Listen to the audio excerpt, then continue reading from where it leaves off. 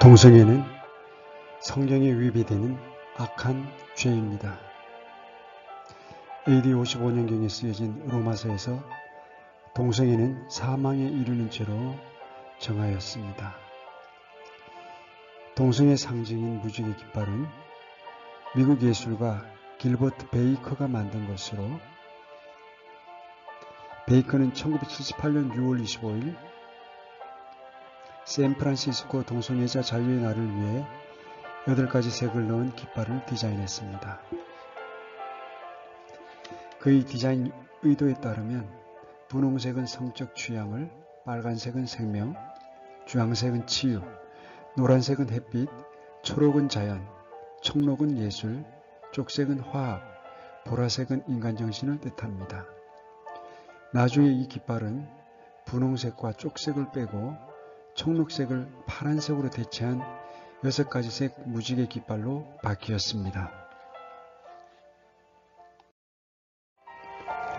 오바마 대통령은 제2기 대통령 취임사에서 동성애를 지지하는 발언을 했었습니다.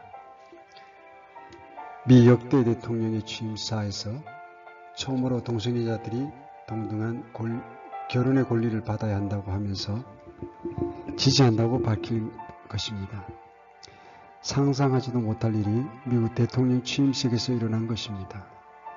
취임식에서 공개적으로 자신을 동성애자라고 밝힌 시인 리차드 블랭크가 축사를 낭독했고, 동성애를 죄라고 말한 자신의 설교 때문에 취임식 축도 순서를 포기한 루이 기글로 목사 대신 축도를 맡은 루이 레옹 목사는 동성애자들을 축복하며 취임식은 끝났습니다. 이번 바이든은 이날 레이첼 러바인 펜실베니아주 보건장관을 연방보건부 차관보로 지명했습니다. 리바인은 커밍아웃한 트랜스젠더입니다.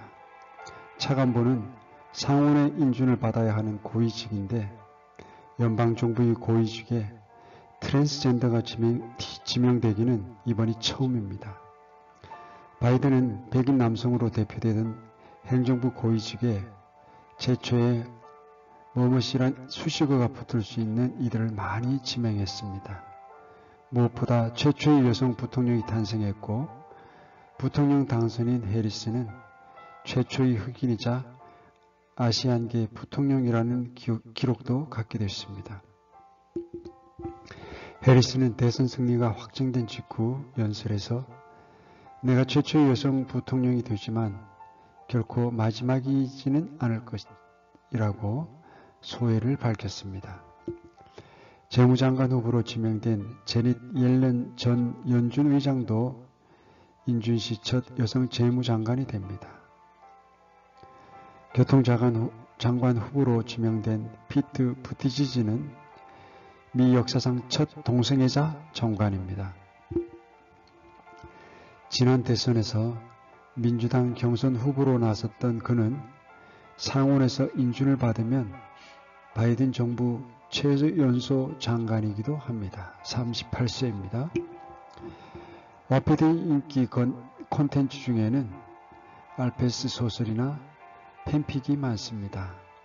알페스와 팬픽은 유명 연예인, 정치인 등 실존 인물을 주인공으로 등장시킨 소설 등 창작물로, 알페스는 특히 남성 간 동성애를 주제로 합니다. 와패드 웹소설 중 가장 유명한 애프터 역시 영국 아이돌 윈드렉션 해리 스타일스가 주인공인 팬픽에서 시작했습니다. 와패드의 조 바이든 미국 대통령과 도널드 트럼프 전 대통령 간의 동성애를 뜻하는 트리든, 트럼프 플러스 바이든을 치면 3만 개가 넘는 웹소설이 검색됩니다. BTS, EXO 등 한국 남자 아이돌 멤버 간 동성애 소설도 많습니다. 미국의 토론토는 한국보다 더 심각한 상태입니다. 학교에서도 저학년 때부터 동성애를 가르치고 있습니다. 동성애 문제를 생각해 볼 때 결국 교회 내에 침투하는 모든 문제들의 근원은 제대로 보존된 성경을 쓰지 않고 인본주의에 물든 성경들을 통해 나온 여러 가지 신학과 잘못된 교리 때문입니다.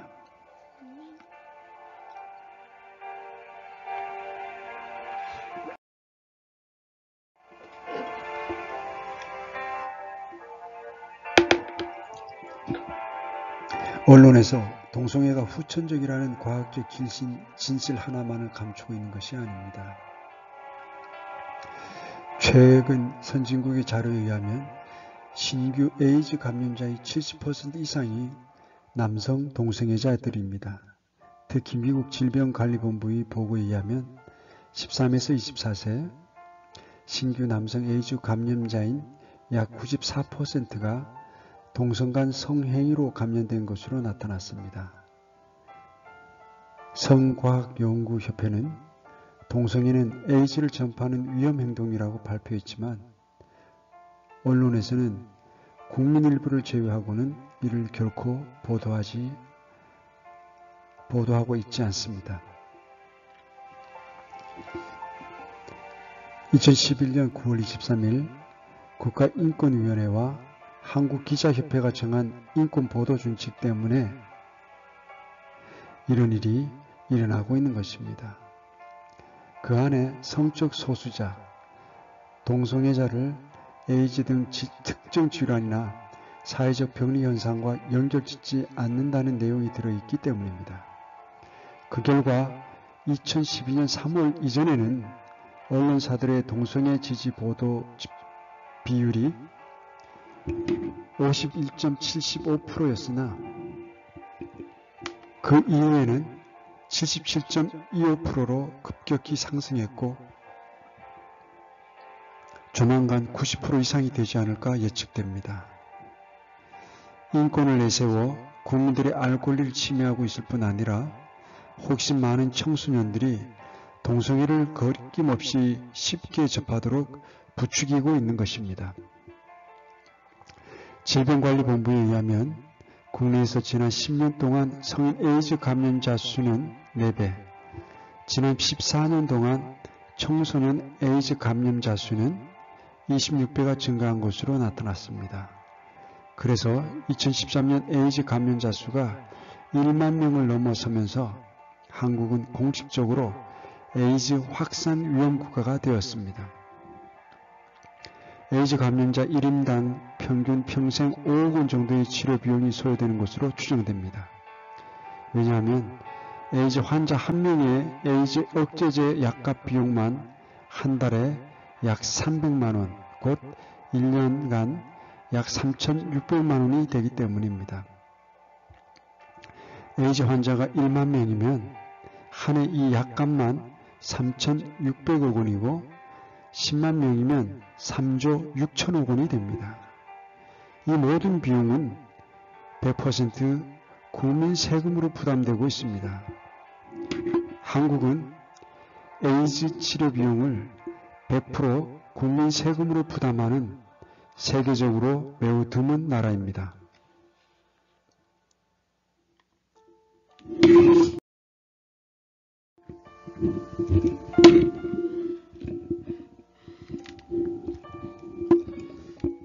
미디어와 함께 동성애 확산에 크게 기여하는 분야가 교육입니다.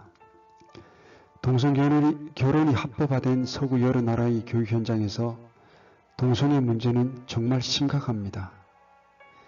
정도의 차이가 다수 있긴 하지만 캐나다 일부주의 커리큘럼을 보면 초등학교 때 생식기 구조를 가르치는데 만 8세 때 동성애가 정상이라고 교육하며 만 13세 때 구체적으로 학문 구강 선교를 가르치고 있습니다.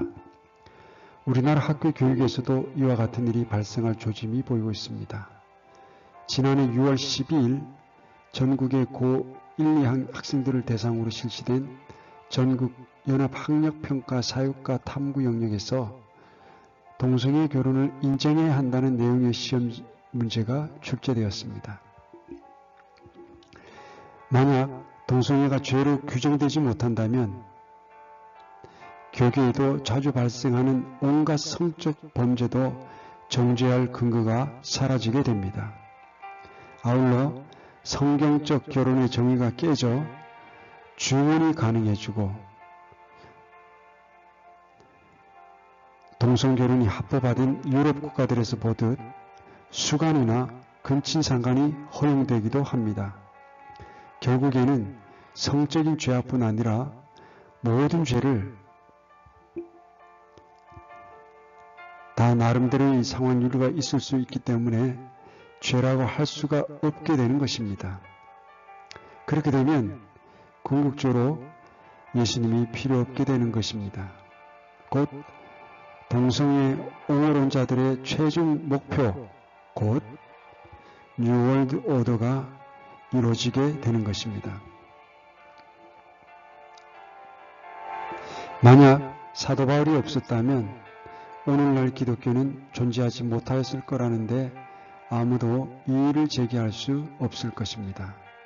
그런데 바울은 자신을 죄인들 중 우두머리라 칭하고 있습니다. 그럼에도 불구하고 그는 끊임없이 성도들에게 죄를 판단하여 회개의 삶을 살아가도록 권면하고 있습니다. 이는 우리도 마찬가지입니다.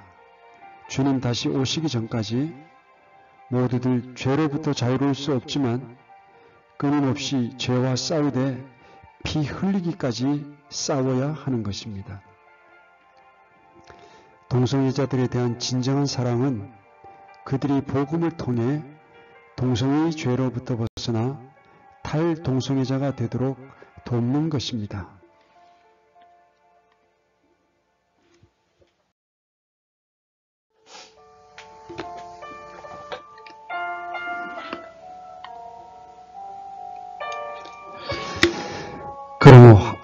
그러므로 하나님께서도 그들 마음의 정욕을 통해 부정함에 내주사 그들이 자기들의 몸을 서로 욕되게 하셨으니 그들은 하나님의 진리를 거짓으로 바꾸고 창조자보다 창조물을 더 경배하고 섬겼느니라.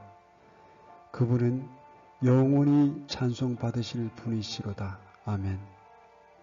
이런 까닭에 하나님께서 그들을 수치스러운 애정에 내주셨으니 이는 심지어 그들의 여자들도 본래대로 쓸 것을 본성에 어긋나는 것으로 바꾸었기 때문이라.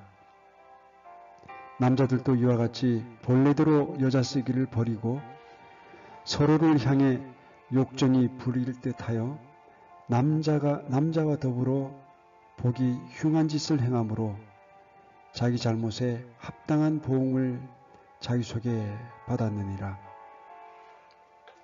또한 그들이 자기 지식 속에 하나님 두기를 싫어하며 하나님께서도 그들을 버림받은 생각이 내주사 합당하지 못한 그 일들을 행하게 하셨으니 그들은 곧 모든 불의와 음행과 사악함과 탐욕과 악의로 가득하며 시기와 살인과 논쟁과 속임수와 적개심으로 가득하고 수근수근하는 자요, 뒤에서 헐뜯는 자요, 하나님을 미워하는 자요, 업신 여기는 자요, 교만한 자요, 자랑하는 자요, 악한 일을 꾸미는 자요, 부모에게 불순종하는 자요, 지각이 없는 자요, 언약을 어기는 자요, 본성에 애정이 없는 자요, 화해하기 어려운 자요, 긍휼이 없는 자라. 그들이 이런 일들을 행하는 자들은 죽어야 마땅하다는 하나님의 심판을 알고도 같은 일들을 행할 뿐 아니라 그런 일들 행하는 자들을 기뻐하느니라. 로마서 1장 24절에서 32절의 말씀이었습니다.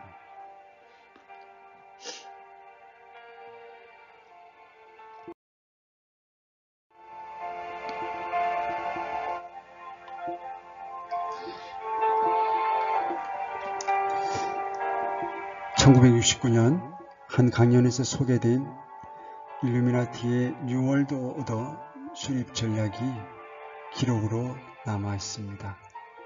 이 정보는 1969년 약 80에서 90명의 박사들이 초청되어 모인 자리에서 리차드 데이 박사가 강연한 내용을 이 자리에 참석했던 로렌스 던건이 1989년에 폭로한 내용입니다. 당시 강연자였던 닥터 데이는 그것에 모인 참석자들에게 그들이 자신들의 생애 속에서 다음과 같은 새로운 세계의 질서, 뉴 월드 오더가 만들어지는 것을 목격하게 될 것이라고 말하였습니다. 강연의 내용을 알리지 말라는 당부를 어기고 1989년 당시 강연을 들었던 닥터 로렌스 던간은 자신의 노트에 기록해 놓은 강연 내용을 폭로하였는데 바로 그게 강연자였던 닥터 리차드 데이가 사망하였습니다. 일루미나티 어젠다 4에서는 동성애가 세계적으로 권장될 것이라 말했습니다. 동성애가 권장될 것이다. 1969년부터 52년이 흐른 지금 세계는 동성애의 권장을 넘어 창궐 수준입니다. 일루미나티의 이 동성애 전략은 완벽하게 성취되고 있습니다. 이를 우리가 막아야만 합니다.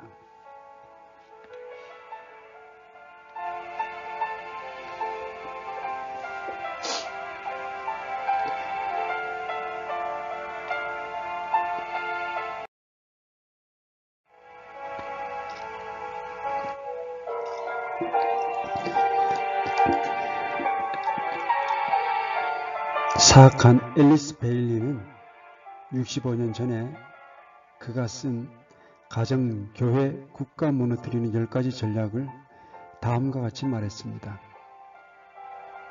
섹스하는 쾌락이 인간 최고의 즐거움이어서 누구도 이런 즐거움에서 제외되어서는 안 되며 누구도 그 즐기는 방법에 제약을 받아서는 안 된다. 사람들은 그들이 원해서 선택하는 것이라면 그것이 동성연애든 근친상간이든 수간이든지 아무튼 쌍방이 합의하기만 하면 여하한 형태의 섹스도 허용되어야 한다. 참으로 사악한 여자입니다. 동성연애와 동성결혼을 합법화한 법을 통과시키는 나라가 다수 있습니다. 이제는 동성연애는 하나님 보시기에 가증한 것이라고 말한다거나 동성연애를 언급하는 구절들을 공공연하게 낭독하면 이는 증오 발언으로 분류되어 불법 행위로 간주되고 있습니다. 오늘날 교회는 게이들이나 레즈비언들의 결혼을 주례를 거부하면 처벌을 받게 됩니다.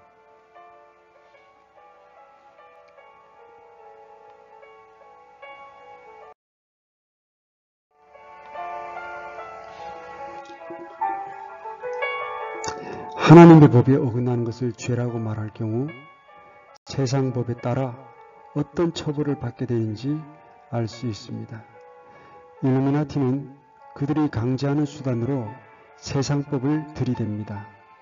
사회적인 유행이나 경향 등으로 일반화할 수 없을 경우에는 법이라는 강력한 무기를 동원해서 참 그리스도인의 양심과 신앙의 장유에 자갈을 물리거나 벙어리처럼 말 못하게 강제하는 것입니다. 일루미나티들은 이 점을 너무나 잘 알기에 하나님의 법에 대한 대항마로 세상법을 끝날까지 들이댈 것입니다. 그리고 그들이 예비한 폐마에 진리와 정의에 저항한 사람들을 가둘 것이 분명합니다.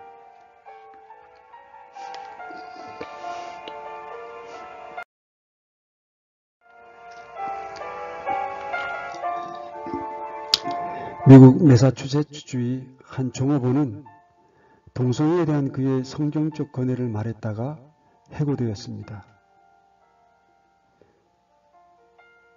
onenewsnow.com에 따르면 피터 바달라라는 보스턴의 로건 공항에 있는 브록스톤에서 일했습니다. 어느 날 브록스톤의 타지점 여성 지점장은 바달라에게 자신이 곧 다른 여성과 결혼하게 될 거라고 알려주었습니다. 처음에 바달라는 아무 말도 하지 않았지만 그녀가 여러 번 결혼에 대해 얘기하자 그는 그리스도인으로서 동성결혼은 잘못된 것이라는 자신의 견해를 말했습니다. 얼마 지나지 않아 그는 본사의 인사부로부터 해고 통지를 받았습니다. 공식적인 사유는 그의 발언이 상대에게 고통을 주었고 부적절했으며 미숙했다는 것입니다. 매사추세츠주는 동성결혼을 합법화했을 뿐만 아니라 차별금지법을 통해 동성연애자들을 특별 보호해주고 있습니다. 이 법은 결국 동성애에 대한 어떠한 반대도 침묵하게 만들었습니다. 이에 대해 바달라는 다음과 같이 말했습니다. 한마디로 매사추세츠주에 있는 어느 직장에서도 그리스도인으로서 자신의 믿는 바를 말한다면 해고될 수 있습니다.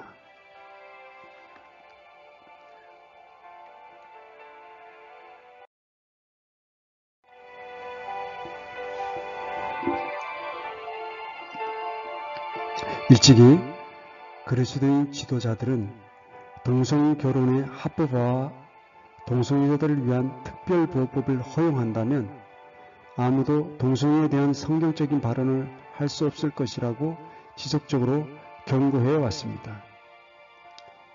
몇몇 주는 대다수 주민들의 반대에도 불구하고 이 법들을 시행하였습니다. 이에 반대한 31개 주의 주민들은 결혼을 남성과 여성의 결합으로 제한하기 위해 투표를 실시하였습니다. 캘리포니아 메인주는 동성결혼을 합법화하였다가 주민들이 일어나 주민투표를 실시함으로 폐지되었습니다. 하지만 주민들은 그 대가를 치러야만 했습니다. 캘리포니아에서는 동성애 폭력배들이 동성결혼을 반대하는 데에 지원한 사업들과 교회들을 방해하였고 법적으로는 국무장관에 의해 $100 이상의 기부자들의 명단과 주소가 공개되었습니다. 사회운동가들은 그 명단을 가지고 거의 집집마다 그들을 괴롭혔고 일부는 계속된 방해로 인해 직장을 잃기도 했습니다. 따라서 어떤 주에서는 기부자들의 명단을 지키기 위한 법정 소송이 제기되었습니다.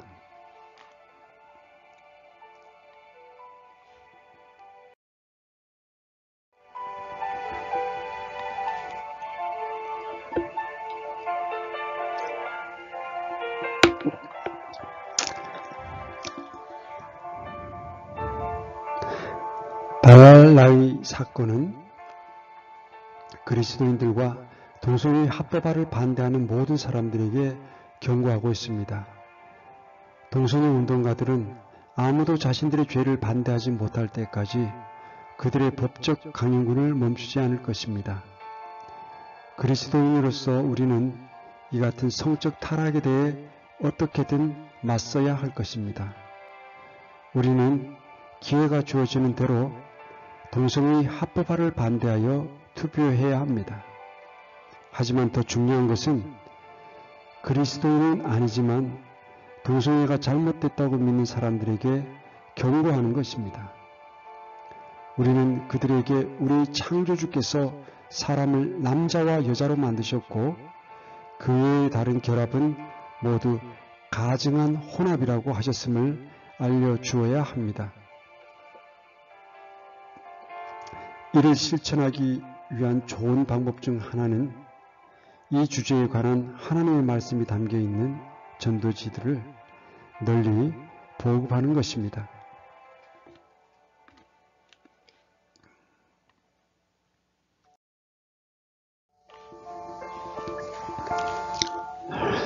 미국인들은 결코 의도적으로 사회주의를 택하지는 않을 것입니다.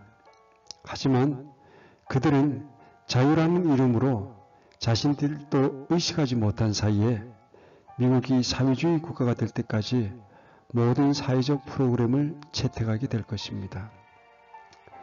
오늘날 미국이 완전한 독재 국가가 되는 길은 엄격한 법을 통해 열리게 될 것입니다. 이는 의회나 대통령이나 국민들도 깨닫지 못하는 사이에 진행될 것입니다. 외부적으로 보면 우리는 헌법을 준행하는 정부를 가지고 있습니다. 하지만 내부적으로는 또 다른 정부의 형태인 관료 엘리트들이 정부와 정치 시스템을 움직여왔습니다. 뉴딜 정책은 미국의 사회 붕괴를 막기 위해 사회주의 제도를 도입한 것입니다. 이는 러시아가 시도했던 정책과 계획들의 극단적인 성공 사례라 할 수 있습니다. 미국인들은 사회주의라는 말에 거부감을 느끼지만 그렇다면 그것을 무엇이라 부를 수 있겠습니까?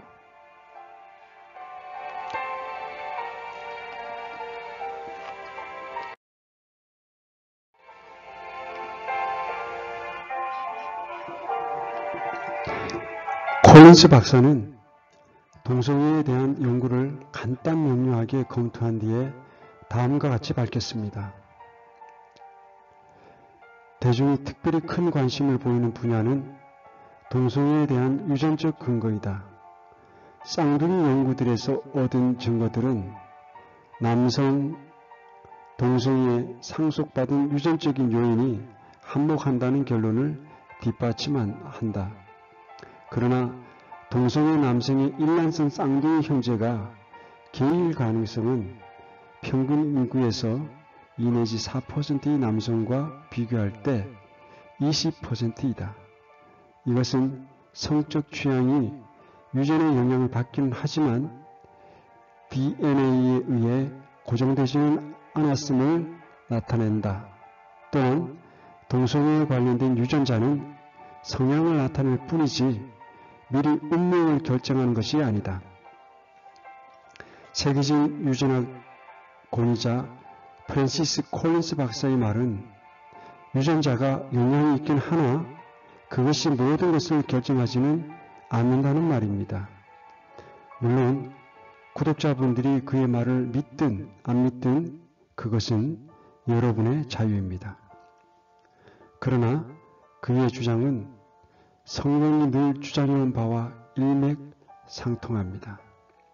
성경은 죄의 결과가 자식에게 전달되기는 하나 죄는 언제나 선택이 필요하다고 밝혀왔습니다.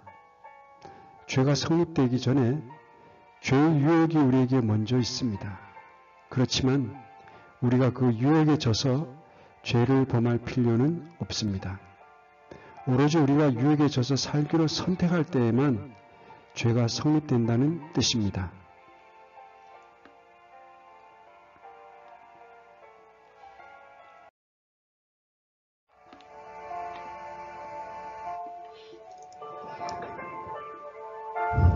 뉴스위크지 한국판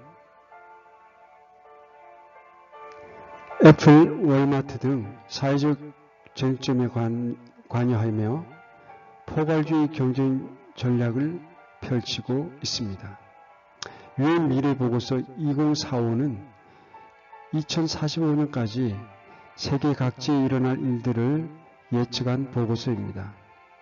이 보고서는 동성결혼이 2024년에 미국 전역에서 합법화되리라고 내다봤습니다. 그럴 만도 합니다. 불과 5년 전까지만 해도 동성결혼은 찬반 양론이 팽팽한 사안이었습니다.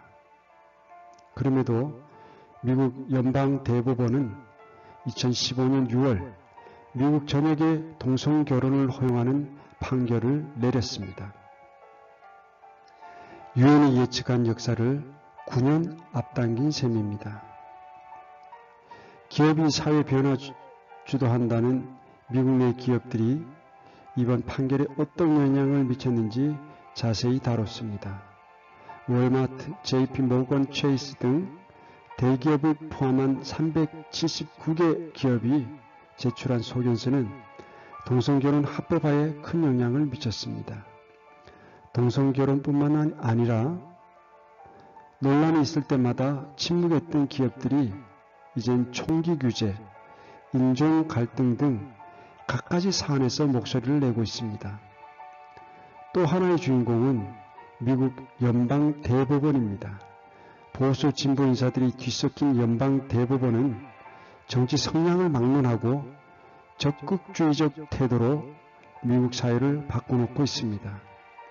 진보적 의제로 여겨진 동성결혼 합법화가 이루어진 배경엔 출신 이념을 극복하고 목소리를 낸 보수파 대법관들이 있었습니다. 빠져선 안 될 인물이 하나 더 있습니다. 바로 소송을 제기한 주인공 짐 오버거펠입니다. 그는 사망한 남편의 배우자로 인정받기 위해 투쟁에 나섰고 폭넓은 지지 속에 원하던 판결을 이끌어냈습니다. 언제나 그렇진 않지만 이번엔 사랑이 이겼습니다.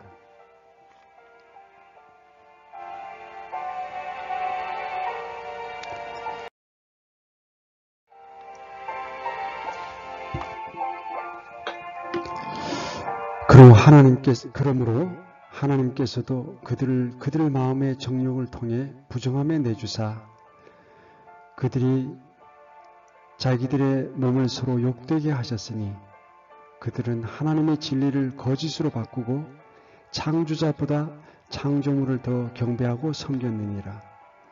그분은 영원히 찬송받으실 분이시로다. 아멘.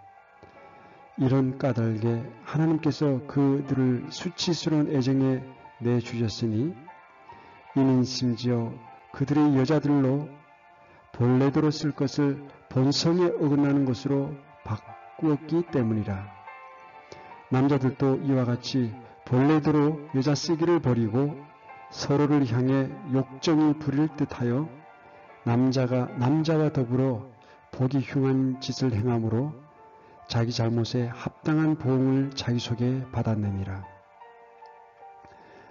또한 그들이 자기 지식 속에 하나님 두기를 싫어하며 하나님께서도 그들을 버림받은 생각에 내주사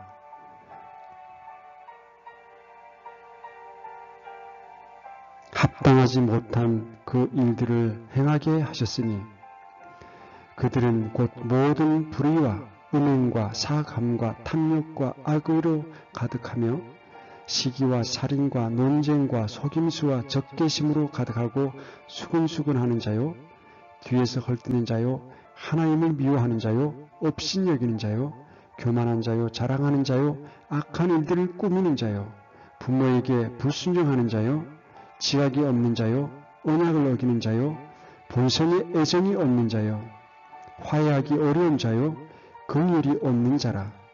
그들이 이런 일들을 행하는 자들은 죽어야 마땅하다는 하나님의 심판을 알고도 같은 일들을 행할 뿐 아니라 그런 일들 행하는 자들을 기뻐하느니라.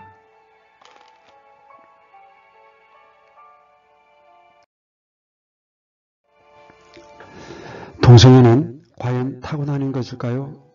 그렇지 않습니다. 동성애는 결코 선천적이지 않습니다. 우선 동성애가 유전이 아닌 과학적 근거는 자녀를 적게 낳는 행동 양식은 유전일 수 없다는 사실 때문입니다.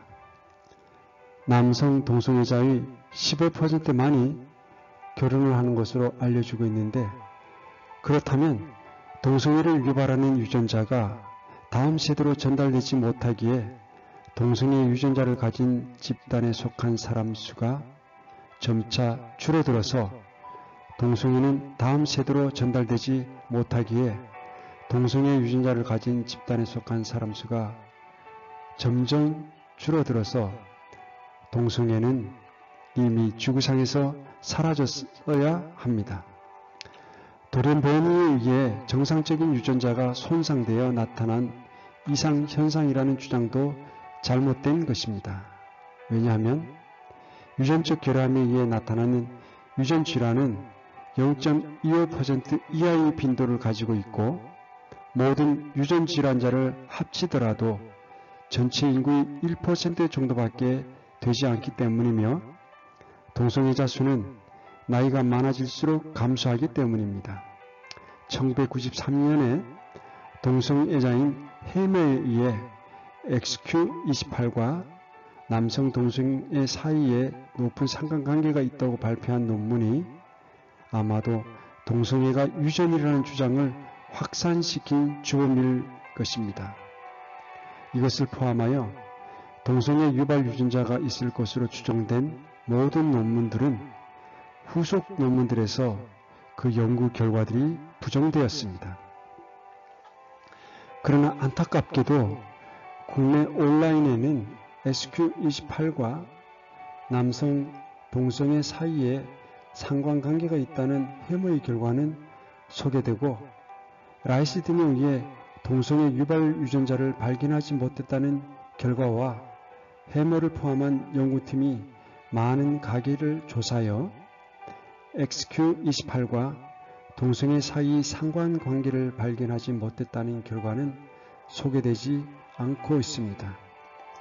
그 외에도 신체 구조에 의한 연구 및 일란성 쌍둥이에 대한 연구 등에 있어서도 처음에는 동성애자나 동성애 옹호자들에 의해 왜곡된 결과들이 나왔지만 최근의 대규모 연구 결과들에 의해서 동성애가 선천적이지 않음이 드러나고 있습니다. 동성애가 선천적이라고 믿게 만든 주범은 언론이라 할 수 있습니다.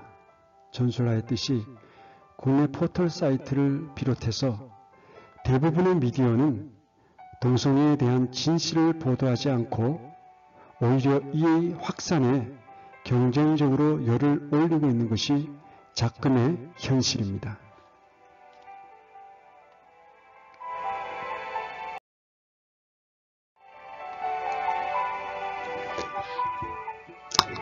오늘 말씀의 결론은 이 동성애가 32절에 있는 것처럼 이런 일들을 행하는 자들은 죽어야 마땅하다 하는 것입니다. 이 동성애는 죽어야 마땅한 죄에 해당한다는 것입니다. 세상 사람들이 인정하든 인정하지 않든 하나님은 이미 이에 대해 말씀으로 심판하셨고 이를 알매도 불구하고 계속해서 이 죄를 행하는 이들은 하나님의 엄중한 심판대 앞에 반드시 서게 될 것입니다. 그리고 그 심판대에 서기 전 살아서는 에이즈라는 참혹한 질병으로 인해 비참한 최후를 맞게 될 것입니다. 요한계시록 21장 8절 말씀이 다음과 같이 분명하게 선언하셨습니다. 그러나 두려워하는 자들과 믿지 않는 자들과 가증한 자들과 살인자들과 음행을 일삼는 자들과 마법사들과 우상숭배자들과 모든 거짓말쟁이들은 불과 유황으로 타는 호수에서 자기 몫을 받으리니 이것은 둘째 사망이니라. 회개하고 하나님의 심판을 받아 불과 유황으로 타는 불호수의 심판인 둘째 사망에 이르지 않길 바랍니다. 세상이 무엇이라 말하는 것이 아니라 인간과 만물의 창조자이신 하나님께서 무엇이라 하는지에 집중해야 할 것입니다. 정치계, 법조계, 경제계, 사회계, 종교계, 개인 등 전방위적인 활동들이 동성결혼 합법화의 결실을 얻어내었습니다. 이런 결과가 있기까지는 각계에 속한 리더 그룹의 활동이 컸음은 쉽게 유추해 볼 수 있습니다. 그리고 그 리더들은 일루미나티, 프리메이슨 등이 보이지 않는 정부의 요원들일 것이라 생각하는 것은 지나친 상상이 아닙니다. 그리고 일루미나티 아젠다 포의 결과물임을 확신하는 것 또한 지나친 생각이 아닙니다. 이 세상의 신의 아들들은 이렇게 쉬지 않고 하나님께서 영원 전부터 일하고 계시듯 저들의 일을 부지런히 하고 있습니다. 우리는 깨어있는 성도들은, 깨어있는 사람들은 이 사악한 일을 어떤 방법으로든 막아야만 합니다. 동성애는 사망에 이르는 죄요, 하나님께서 가장 싫어하시는 죄임을 명심하시기 바랍니다. 함께해 주셔서 감사합니다. 평안하십시오.